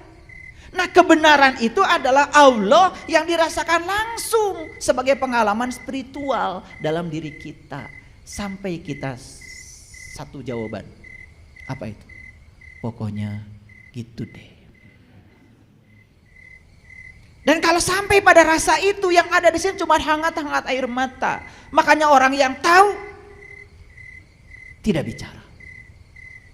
Karena orang yang bicara itu tanda tidak tahu, kayak saya. Banyak yang menceritakan Allah di masjid. Apakah yang diceritakan oleh mereka itu Allah yang sebenarnya, atau persepsi dia tentang Allah? Pembenaran atau kebenaran? Sudah bisa membedakan ya sekarang. Sudah bisa membedakan. Maka Allah bilang, aku bersamamu, lebih dekat kepadamu daripada urat nadi lehermu. Allah hanya ingin rasakan kehadiranku setiap saat, rasakan keberadaanku setiap saat. Bahkan aku tinggal dalam seluruh sel dalam tubuhmu, dan tidak ada satu sel pun dalam tubuhmu yang tidak ada kehadiranku. Sudah bisa merasakannya? Kenapa belum? Karena pikiran kita masih berisik, masih menghakimi, masih terjebak benar salah, masih terjebak baik buruk. Itu saja. Makanya belajar untuk melampaui dualitas. Makanya dalam Quran dikatakan, aku telah menunjukkan 2 jalan loh kepadamu, wa hadainahu najdain. Tapi Allah bilang, jangan pilih salah satu. Fala aqtahamal aqobah, cobalah jalan mendaki. Fakku raqabah, dan bebaskan kamu dari perbudakan. Perbudakan apa? Perbudakan benar salah, baik buruk, itulah perbudakan. Dan kita setiap hari diperbudak oleh itu. Begitu orang lain bilang, wah dia itu anu-anu, kita ikut membenci. Padahal kita tidak tahu. Begitu? Sepanjang pikiran kita masih dididik seperti itu, saya kasih tahu sama kalian semua, kita tidak akan mencapai keheningan yang namanya hening cipta. Dan kita tidak akan menemukan realitas kebenaran dalam diri. Oke, lanjut dulu. Siapa pemilik kebenaran? 1, mereka yang polos dan lugu, yang bisa menerima setiap hal apa adanya, tidak suka dengan rekayasa pikiran. Hati-hati loh dengan intelektualitas. Karena intelektualitas itu kadang-kadang menipu. Kalau ada orang yang menjelaskan ini, menjelaskan itu, semua penjelasan adalah persepsi. Itu yang disebut dengan pengetahuan konsep. Dan harus yang kita cari adalah pengetahuan rasa. Pengetahuan konsep dengan pengetahuan rasa beda. Jadi kalau tadi jeruk adalah sebuah buah yang terbuat dari ini itu, warnanya kuning, rasanya itu pengetahuan konsep. Semua kata-kata. Karena yang sebenarnya jeruk adalah makan. Gimana jeruk? Beda dengan semangka. Beda. Semangka gimana? Gitu. Buah naga. Coba disuruh memejamkan mata, kasih buah yang macam-macam. Bisa bedakan. Apa ini? Jeruk. Jeruk apa? Ini kayaknya ini sunkist nih. Wow. Betul nggak? Ini jeruk nipis ini. Ini purut kayaknya ini. Sampai jenisnya tuh bisa itu. Betul nggak? Semua kebenaran itu di sini. Di sini ada alatnya untuk mengecek kebenaran itu. Makanya sekarang bedakan mana pengetahuan konsep, mana pengetahuan rasa. Karena kebenaran ada dalam rasa, bukan rarasaan. Awas, rarasaan teh asa bener. Betul nggak? Iya, salah pasti. Mereka yang kosong dan terbuka. Gelas kalau kosong, nih. Kalau kosong ada kemungkinan bisa diisi. Kalau terbuka nih, kafir. Kalian tuh sembarangan bilang orang kafir sama orang lain yang berbeda keyakinan. Duh, kampungan. Nih kafir tuh ini, cover. Buka covernya. Sudah kosong buka covernya, bisa diisi? Bisa. Tapi sudah isi, ada covernya tertutup. Gak bisa. Makanya kebenaran miliknya orang yang kosong dan terbuka. Yuk terbuka. Jujur pada diri sendiri. 3. Kebenaran miliknya mereka yang rendah hati. Orang yang sombong tidak pernah dialiri kebenaran. Oleh karena itu sudah kosong, sudah terbuka. Kalau tempatnya masih di atas, siapa yang mau ngisi? Males. Sudah kosong, terbuka, di bawah. Sudah siap desi. Makanya saya kasih tahu. Mohon maaf. Saya lebih gampang mengajarkan orang-orang model gitu daripada orang-orang yang seperti banyak pengetahuannya padahal cuma sampah saja. Karena yang disebut pengetahuan oleh dia itu sebenarnya adalah pengetahuan konsep. Lihat saya semuanya. Apakah pernyataan sama dengan kenyataan? Ulangi. Apakah pernyataan sama dengan kenyataan? Semua pernyataan yang diuraikan di buku belum tentu sama dengan kenyataan. Makanya kasihan tuh anak di sekolah, kasihan mahasiswa disuruh mendefinisikan ini, mendefinisikan itu, padahal semua itu adalah pengetahuan konsep. Betul? Nah, oke. Nah, siapa pemilik kebenaran? Mereka yang tahu kalau dirinya tidak tahu. Siapa pemilik kebenaran? Mereka tidak perlu menempuh sekolah-sekolah tinggi. Karena kebenaran itu urusan kesadaran, urusan pengalaman. Saya bukan menyepelekan yang sekolah tinggi, tidak. Sekolah tinggi tentu saja bagus, biar punya kertas buat melamar pekerjaan. Silahkan yang mengagung-agungkan kertas, cari kertas. Duit kertas, ijazah kertas, sertifikat kertas. Apalagi? Surat tanah kertas. Silakan yang senang mengumpulkan kertas, selamat deh. Iya. Bahkan kertas pun dipertuhankan. Oke, lanjut dulu. Jadi pernyataan dengan kenyataan beda. Nih, lihat saya. Jadi kenyataan belum tentu sama dengan pernyataan. Karena pernyataan itu adalah rangkaian kata-kata yang dibuat oleh manusia untuk menjelaskan sesuatu yang sebetulnya tidak bisa dijelaskan. Saya ngajar di universitas, saya ngajar pada mahasiswa arus listrik. Dalam buku fisika, arus listrik adalah banyaknya muatan yang mengalir persatuan waktu. Itu pernyataan. Apakah kenyataannya begitu? Sampai sekarang pun saya tidak melihat muatan mengalir dalam kabel. Daripada enggak, biar pada sibuk guru. Kalau guru sibuk kan siswa sibuk.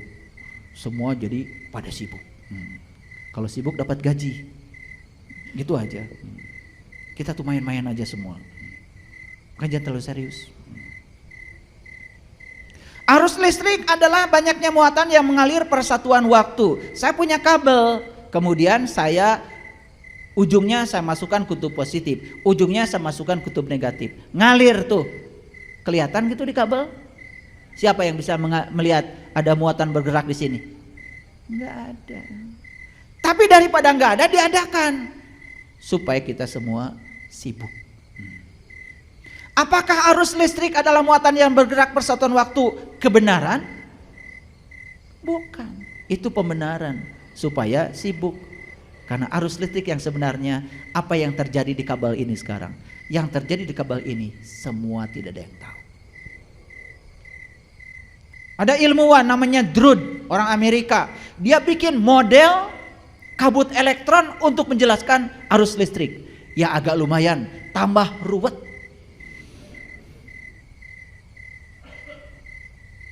Mahasiswa saya ajarkan model Drude ini, bagus mahasiswa, tambah pusing. Tambah banyak yang gak lulus.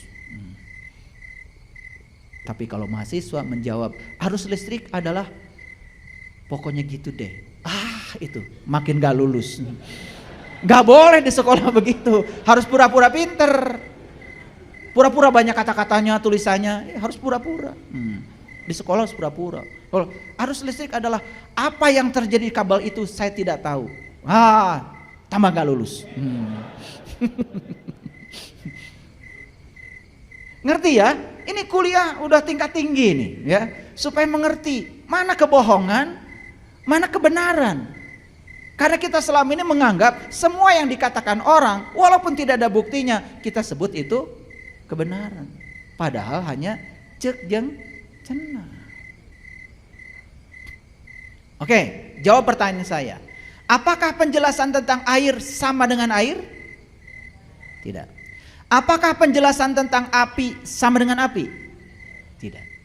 Apakah penjelasan tentang Allah sama dengan Allah? Banyak yang menjelaskan Allah.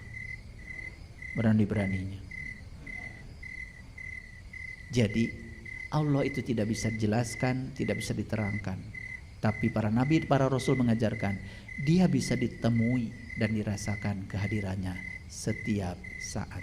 Ud'uni astajib lakum. Undanglah aku akan selalu mengabulkan seluruh undangan.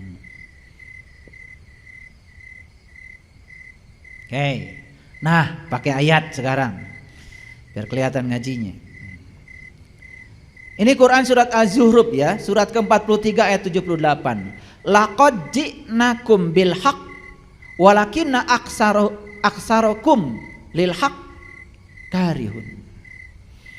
Sesungguhnya kami benar-benar telah membawa kebenaran kepada kamu, tetapi kebanyakan di antaramu benci pada kebenaran itu. Ini bahasa Qur'annya aksaro, kasiro. Kasiro itu artinya 90%. Nah lawannya kasiro kalau di Quran dalam bahasa Arab itu adalah kolil. Kolil itu sebagian kecil. Ya kalau di persentasi kolil itu 10% lah. Nah sedangkan Quran mengatakan laqad ji'nakum bil haqq walakinna aksarokum lil haqq karihun. Sesungguhnya kami benar-benar telah membawa kebenaran kepada kamu, tetapi kebanyakan di antaramu benci kepada kebenaran. Jadi Quran mengatakan yang benci terhadap kebenaran ini lebih banyak. Berarti kalau dipresentasi, yang senang kebenaran berapa persen? 10. Yang benci kebenaran 90. Berarti yang senang definisi, yang senang penjelasan berapa persen? Yang senang dongeng, cerita berapa persen? Yang percaya pada dongeng, cerita berapa persen? Banyak? Siapa di antaranya? Jangan-jangan kita ikutan yang 90. Makanya di Quran surat Al-Kahfi kan jelas. Masuklah kamu ke dalam golongan yang sedikit, masuklah ke dalam gua yang bisa memberikan kamu keselamatan. Bukan masuk ke gua situ. Tahu gua? Gua atau gue? Gue itu aku. Artinya masuklah ke dalam gua, meniti ke dalam diri. Temukan diri sejati itu. Karena meniti ke dalam diri pasti dapat pengalaman. Mana yang paling bagus? Cerita Musa atau menjadi Musa? Jawab yang betul. Cerita Musa atau jadi Musa? Kalau cerita Musa dapat apa? Dongeng tentang Musa. Kalau jadi Musa dapat apa? Dapat pengalaman seperti yang dialami Musa. Bisa membedakan mana pembenaran, mana kebenaran? Oke. Selama ini kalian ngaji cerita Musa atau menjadi Musa? Cerita Muhammad atau menjadi Muhammad? Cerita Yunus atau menjadi Yunus? Kasihan deh lo. Tapi ngaku-ngakunya sudah mencapai kebenaran. Ya Allah. Clear sampai sini? Oke. Gimana? Tersentuh sedikit? Kalau ada tersentuh sedikit udah bagus tuh. Masih ada tanda-tanda kehidupan itu. Nah, itu sebabnya kita harus mencari tali Allah. Sudah tahu tali Allah? Sudah tahu tali Allah? Saya tanya dari tadi banyak gak tahunya. Makanya Allah mengatakan, lihat saya. Wa'tasimu bihablillah, wa'tasimu bihablillahi jami'a, wala tafarroku, wazkuru nikmatallahi alaikum, idh kuntum a'daan, fa'allafa baina qulubikum, fa'asbahtum bi ni'matihi ikhwana, wa kuntum ala syafa khufratim minan nar, fa'an kodakum minha. Kazalika yubayyinullahu lakum ayatihi la'allakum tahtadun. Mengerti? Jawab dong. Sering baca ayat ini. Kenapa? Kalau baca ayat sendiri tidak pernah bertanya. Tanya sama kamu, mengerti? Gitu. Kalau gak mengerti ya saya jelaskan sekarang. Wa'tasimu bihablillah, dan berpegang teguhlah kamu semuanya kepada tali Allah. Habl itu tali. Yang luar biasa, lihat saya semuanya. Ada seorang ilmuwan namanya Hubble. Dia pencipta teleskop Hubble. Dan ketika teleskop Hubble diciptakan, maka sejarah tentang alam semesta terbuka. Karena apa? Setelah Hubble merekam proses penciptaan alam semesta. Jadi ledakan alam semesta yang terjadi jutaan miliaran tahun yang lalu itu baru terekam sekarang. Karena cahaya itu untuk merambat perlu waktu. Walaupun kecepatan cahaya itu adalah 300 juta meter per detik, tetapi ledakan di alam semesta ini baru tertangkap oleh kameranya Hubble.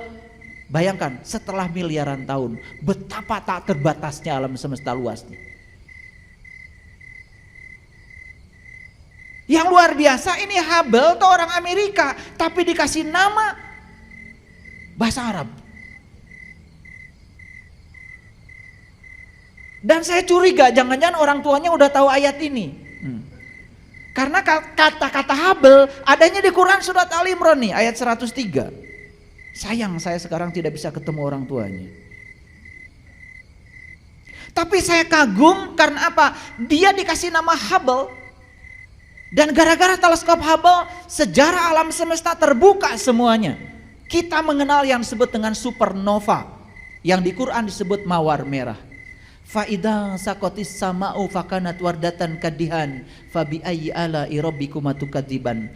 Ketika langit ruhanimu terbuka, saat itu kau akan menyaksikan merah mawar seperti kilapan minyak. Siapapun yang sudah menyaksikan itu dalam dirinya, dia sudah menemukan kebenaran. Sudah belum? Kalau belum jangan banyak ngomong. Diam saja. Cari kebenaran itu, karena itu ada dalam dirimu. Jadi supernova bukan hanya di teleskop Hubble, ada di sini. Dan tubuh kita ini adalah teleskop Hubble yang sebenarnya.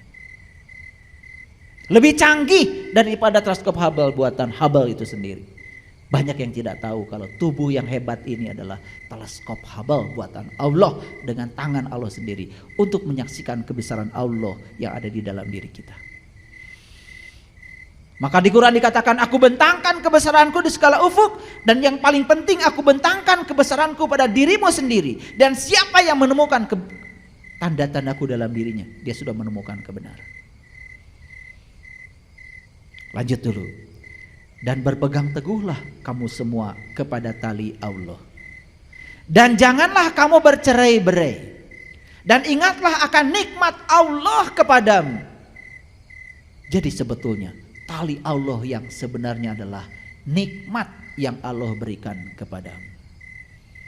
Apa nikmat yang paling besar? Nikmat yang paling besar adalah merasakan kehadiran Allah di dalam diri kita. Makanya lihat di Quran surat Al-Fatihah. Ihdinas syiratal mustaqim, tunjuki aku ke jalan yang lurus. Apa jalan yang lurus? Syiratal ladzina an'amta alaihim, jalannya orang-orang yang diberi nikmat.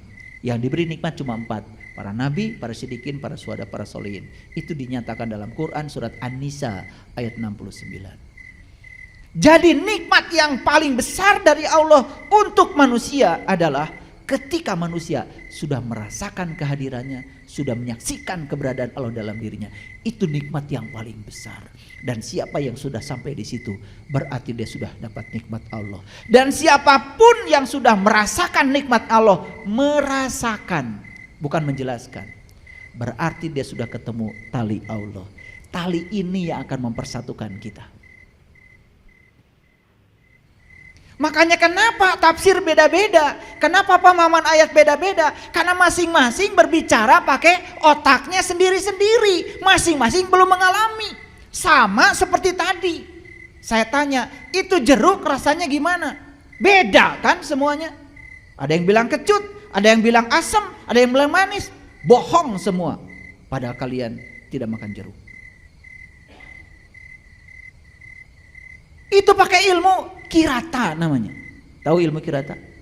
Dikira-kira dan tidak nyata. Jadi yang sebenarnya rasa jeruk itu apa? Rasa jeruk itu hanya bisa dirasakan kebenarannya oleh orang yang sekarang dia ambil jeruk dan memakannya. Ketika ditanya, gimana rasa jeruk? Pokoknya gitu. Dan kalau kalian 10 orang merasakan jeruk yang sama, gak akan berantem. Berantem itu terjadi karena jeruknya gak ada. Betul gak? Da pas saya teh jeruk naoge. Masing-masing mendefinisikan jeruk. Selamat.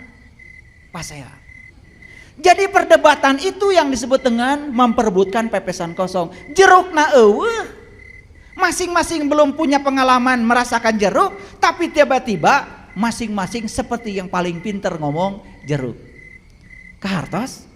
Wah, ini ilmu udah luar biasa. Saya hari ini ngasih bonus sebetulnya. Gratis lagi. Jadi sekarang mengerti tali Allah. Apa tali Allah? Tali Allah itu adalah pengalaman bersama Allah, pengalaman merasakan kehadiran Allah. Dan setiap orang yang sudah merasakan pengalaman itu, apapun sebutannya buat dia, gak penting lagi. Maka Allah mengatakan, ketika nikmat Allah belum turun kepada kamu, kamu selamanya akan bermusuhan.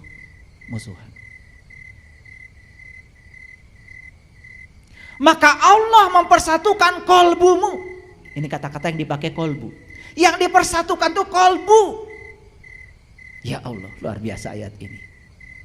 Lalu menjadikan kamu semua sebagai ikhwan, saudara.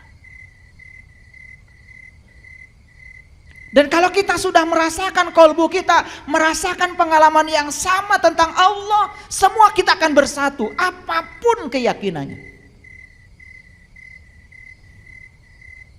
Fa'allafa baina qulubikum fa'asbahtum bi ni'matihi ikhwana. Kamu akan menjadi saudara.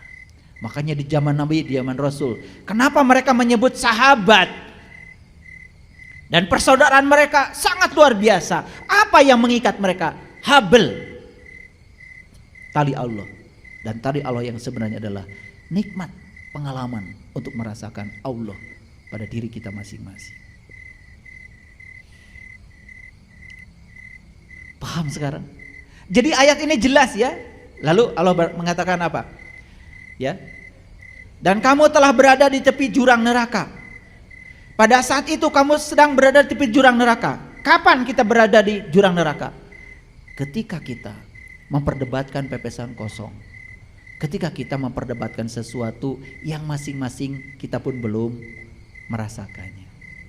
Maaf ya, ada yang sudah merasakan akhirat?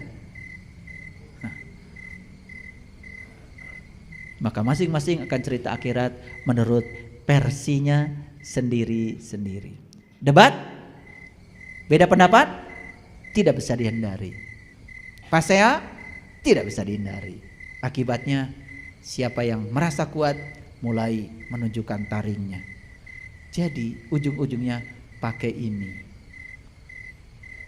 Tuh, memaksakan pendapatnya pada orang lain supaya orang lain mengakui pendapatnya paling benar. Itu yang terjadi setiap hari.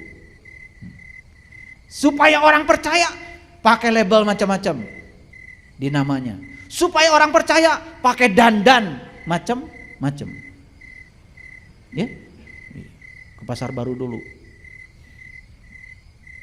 Biar kayak wali murid maksudnya. Lalu Allah menyelamatkan kamu daripadanya. Apa yang menyelamatkan Allah? Apa yang menyelamatkan kamu? Yang diberikan Allah nikmat. Makanya nikmat hanya diberikan pada 4 golongan: para nabi, para siddiqin, para syuhada, para sholihin. Jadi kalau kalian bikin rumah baru, jangan sok-sokan tasakur bin nikmat. Jangan pakai Arab. Buat ram di rumah baru. Gitu undangannya, jelas. Tidak ada di Quran rumah baru itu nikmat, nggak ada. Karena yang dapat nikmat cuma 4: para nabi, para siddiqin, para syuhada, para sholihin. Yang punya rumah baru nggak ada golongannya. Kan kita sudah terbiasa kan ngaku-ngaku tasyakur bin nikmat, rumah baru. Gaya. Nggak ada di ayatnya. Orang yang punya rumah baru nggak masuk golongan dapat nikmat itu. Ya, itu biasa ya, biasa. Jadi kalau mau buat tram aja, nggak usah pakai judul macam-macam. Buat tram kan intinya dahar. Nih gaya-gaya ting judulnya, betul? Kalian tuh kalau udah pakai judul keren, isinya gitu-gitu aja, betul nggak? Iya. Penting mah sambal, jengkol, peda, petei, kan gitu, betul? Jadi kalau makanan enak itu nikmat atau enak? Nah itu, pokoknya judulnya makan enak, gitu. Tasakur bin nikmat. Ngasal. Lanjut dulu. Ya. Demikianlah Allah menerangkan tanda-tandanya. Yuk lihat saya semua. Jadi ketika seseorang sudah mengalami Allah, merasakan kehadirannya, menyaksikan keberadaan dalam dirinya, berarti dia sudah melihat tanda-tandanya. Makanya tadi saya tanya, jumpa dulu, ingat dulu. Jumpa dulu dong, baru ingat. Jadi kalau sudah jumpa dengan tanda-tandanya, baru bisa mengingatnya. Masuk akal? Oke. Maka Allah bilang di Quran, agar kamu mendapatkan petunjuk. Ayat ini keren sekali. Udah ketemu sekarang hablum minallah, wa tasimu bihablillah. Sudah ketemu tali Allah? Apa tali Allah? nikmat merasakan. Sudah bisa merasakan? Yuk, yang belum merasakan, rasakan. Begitu sampai di dimensi rasa, kita gak berantem lagi. Maka Allah akan jadikan kamu menjadi ikhwan. Fa asbahtum bin nikmatihi ikhwan. Wah. Jadi kalau Quran dibedah keren ya. Keren gak? Keren.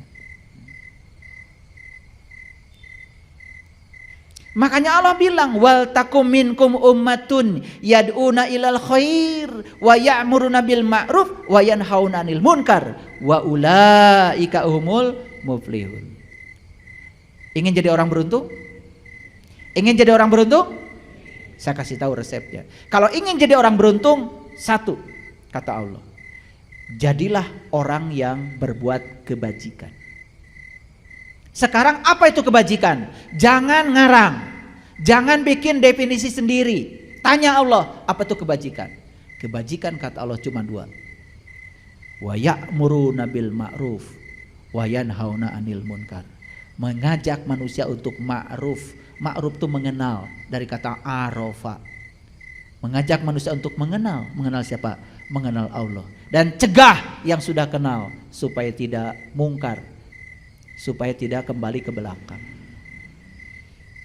Dan selama ini kata amar ma'ruf nahi mungkar itu diartikan jadi kekerasan,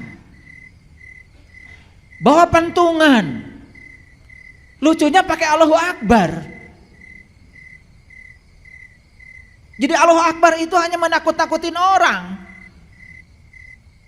Padahal di Quran jelas kebajikan itu ada dua. Satu, wa ya'muruna bil ma'ruf, ajak manusia, perintahkan manusia untuk mengenal.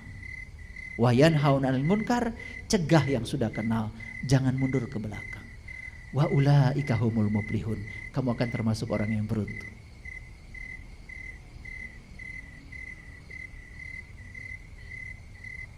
Makanya dalam Quran surat Al-Baqarah ayat 176, catat aja ayat-ayatnya. Yang demikian itu adalah karena Allah telah menurunkan kitab dengan benar. Dan sesungguhnya orang-orang yang berselisih tentang kitab itu benar-benar dalam penyimpangan yang jauh. Masih ingat tadi kenapa berselisih? Karena masing-masing hanya berbicara pengetahuan konsep. Masing-masing belum mengalami pengalamannya. Sedangkan kitab sendiri kan artinya adalah kalamullah. Kalam itu sifat, Allah itu adalah zat. Jadi kalamullah yang sebenarnya adalah Allah itu sendiri. Jadi kitab yang sebenarnya adalah itu. Nabi Muhammad pada saat itu melihat kitab, itu kitabnya. Kitab sejati yang ada dalam dirinya. Kan waktu itu Quran belum ada. Beliau tidak melihat tulisan. Ya, tetapi kemudian ya setelah beliau berhasil membaca kitab sejati, kemudian beliau menerima wahyu. Kemudian wahyu itu kemudian sekarang berwujud menjadi Al-Quranul Karim. Tapi yang dibaca oleh beliau itu adalah kitab. Kitab itulah kalamullah. Iqra bismi rabbikal ladzi khalaq. Yang diikra oleh beliau adalah Tuhan yang telah menciptakan. Paham sampai sini? Oke. Yang demikian itu karena Allah telah menurunkan kitab dengan benar, dan sesungguhnya orang-orang yang berselisih tentang kitab benar-benar dalam penyimpangan yang jauh. Itu yang dikatakan di Quran, lafi shikokim ba'id, ba'id, ba'id. Karena orang Sunda mah bararaid. Dari bahasa Arab, ba'id itu jauh, Kasabrang ke Palembang, ba'id, ba'id, gitu. Itu dari bahasa Arab. Ba'id itu jauh sekali. Makanya kita sering baca ketika baca doa itu, Allahumma ba'id baini wa baina khotoyaya kama ba'adta maidal masyriki wal maghrib. Ya Allah, jauhkan aku dengan kesalahanku seperti engkau menjauhkan timur dan barat. Gitu. Suka baca itu kan? Gak ngerti juga. Jadi kenapa perselisihan terjadi? Karena masing-masing baru berbicara kitab dalam konsep, belum berbicara kitab sebagai sebuah pengalaman nyata dalam diri. Paham? Jadi apa yang saya sampaikan tadi itu sekarang ini dasar-dasarnya ayat-ayatnya. Baik, kita lanjutkan. Sesungguhnya kami, kata Allah, ini Quran surat Al-Fatir ayat 24. Sesungguhnya kami mengutus kamu dengan membawa kebenaran, berita gembira, dan pelajaran. Jadi para rasul, para nabi itu diutus ke dunia bukan nakut-nakutin, bukan ngancam-ngancamin. Para nabi, para rasul itu tugasnya diutus ke dunia, satu membawa kebenaran, yang kedua membawa berita gembira, yang ketiga membawa pelajaran. Dan tidak ada satu umat pun melainkan telah ada padanya pemberi peringatan. Jadi di setiap zaman, di setiap umat akan selalu ada orang-orang yang ngasih pelajaran. Siapa itu? Ya tentu saja para pewaris ilmunya, para rasul. Itu yang namanya ulama. Sudah tahu ciri ulama? Ciri ulama ada 3. Kata Quran ini, bukan kata saya. Jangan tersinggung ya yang mengaku ulama. Ciri ulama ada 3. Kata Quran surat Al-Imran ayat 49. 1, bisa membuka mata kolbu. 2, membebaskan penyakit kulit. 3, bisa menghidupkan orang mati. Mati apa? Mati kesadarannya. Ya, itu kata Quran. Lanjut. Nah, di dalam Quran surat Saba ayat 43 Allah mengatakan, dan apabila diperlihatkan kepada mereka tanda-tanda kami yang terang, awas, terang, tahu terang? Terang. Mereka berkata, orang ini tiada lain hanyalah seorang laki-laki yang ingin menghalang-halangi kamu dari apa yang disembah oleh bapak-bapakmu. Dan tadi kan dikatakan di Quran surat Yasin, dan aku memberi peringatan kepada kamu yang mau ikut peringatan, karena bapak-bapakmu tidak pernah memberikan peringatan itu. Tetapi sekelompok orang ketika dikasih peringatan ini, perhatikan, dia mengatakan, wah itu mah hanya menghalangi kamu dari apa yang disembah oleh bapak-bapakmu. Lalu kita lebih suka, dati baheula ge urang mah turun temurun ge kieu.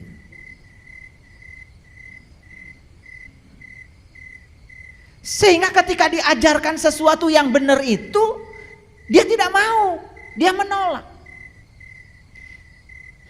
Nanti sampai di rumah baca lagi Quran surat Al-Fatir ini, surat Saba ini ayat 43. Ini tiada lain adalah kebohongan yang diada-adakan saja.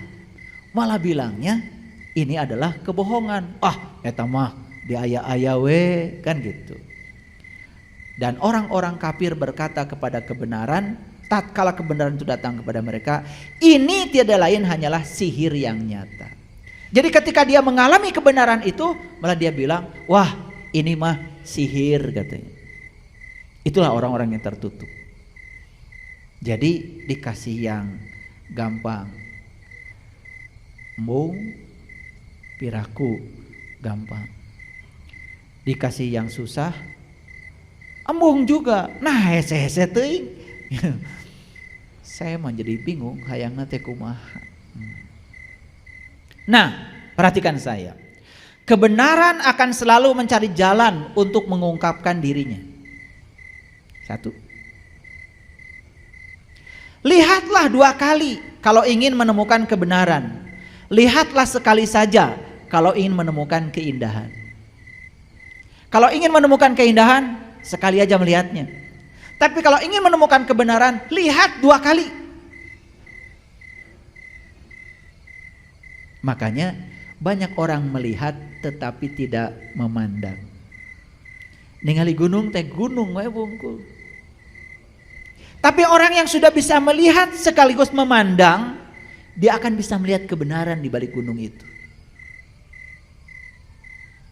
Keadilan, kebenaran, kebebasan, itulah pangkal dari kebahagiaan. Jadi kenapa kita tidak bahagia selama ini? Karena belum menemukan kebenaran itu. Dan kebenaran adalah pengalaman rasa, realisasi ya Tuhan yang langsung dirasakan oleh kita sendiri. Anda tidak akan pernah salah selama selalu berpegang pada kebenaran. Kebenaran adalah sesuatu yang unik, tidak berawal, tidak berakhir, serta tidak terjebak oleh ruang dan waktu. Itulah kebenaran. Kebenaran tidak pernah menjadi tua. Kebenaran berada pada bibir-bibir manusia yang sudah mati. Mati apanya? Mati bibirnya. Dan orang yang sudah menemukan kebenaran, bibirnya mati. Ngerti maksudnya?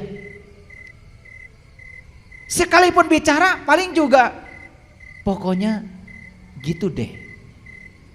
Sependek itu kata-katanya. Kenapa? Sudah mati. Karena sudah asyik mansuk, sudah menemukan kebenaran itu. Sahabat paling baik dari kebenaran adalah waktu. Musuh yang paling besar dari kebenaran adalah prasangka. Dan pengiringnya yang paling setia adalah kerendahan hati. Jadi sahabat yang paling baik dari kebenaran adalah waktu. Nih saya kasih tahu. Kalau kita sedang berselisih dengan orang, sudah pergi saja. Biar waktu yang membuktikan. Karena waktu itu jujur, waktu itu tidak pernah salah. Dalam keheningannya, waktu yang akan menunjukkan. Jadi sahabat yang paling baik dari kebenaran adalah waktu. Musuh yang paling besar dari kebenaran adalah prasangka. Awas, prasangka ingat tadi? Prasangka, pembenaran, pengetahuan konsep, itu prasangka. Dan pengiringnya yang paling setia adalah kerendahan hati. Kebenaran tidak pernah layu. Kebenaran yang paling agung adalah kebenaran yang sederhana. Dan seperti itulah yang dilakukan dan ditemukan oleh kebanyakan orang-orang besar.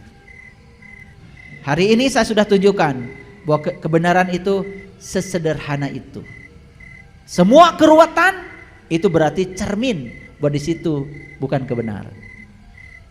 Kebenaran tidak perlu banyak kata-kata. Betul? Betul? Ya, sudah paham ya? Kalau menjelaskan rasa jeruk, kata-katanya harus banyak. Tetapi merasakan jeruk tidak perlu kata-kata.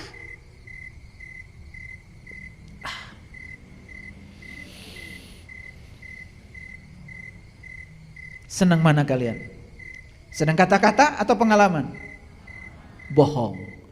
Selama ini lebih senang kata-kata. Makanya di Quran dikatakan, innal ladzina kafaru sawaun alaihim a andartahum am lam tundirhum la yu'minun. Sesungguhnya orang-orang yang tertutup mata kalbunya, dikasih peringatan, tidak dikasih peringatan, tidak juga akan terbuka mata kalbunya. Peringatan kata-kata bukan? Kata-kata. Mana yang kalian sukai? Pengalaman atau kata-kata? Ya. Harusnya pengalaman. Ieu madar meuli buku tentang India lain arinit ka ditu. Ya. Saya tidak akan pernah merasakan air dari tulisan tentang air. Apalagi dari penjelasan buku tentang air. Saya hanya akan merasakan air ini dari airnya. Sederhana?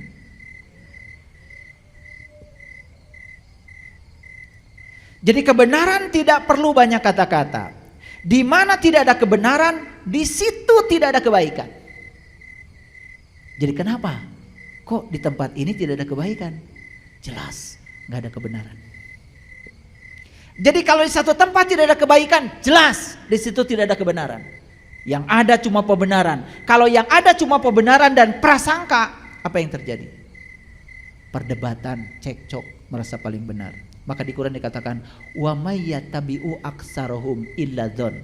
Kebanyakan manusia mengikuti sesuatu hanya dengan dzon, prasangka. Kebenaran yang tidak dimengerti dapat menjadi kesalahan. Jadi walaupun kebenaran itu adalah pengalaman langsung, tetapi tetap harus dimengerti. Karena kebenaran yang tidak mengerti bisa jadi kesalahan.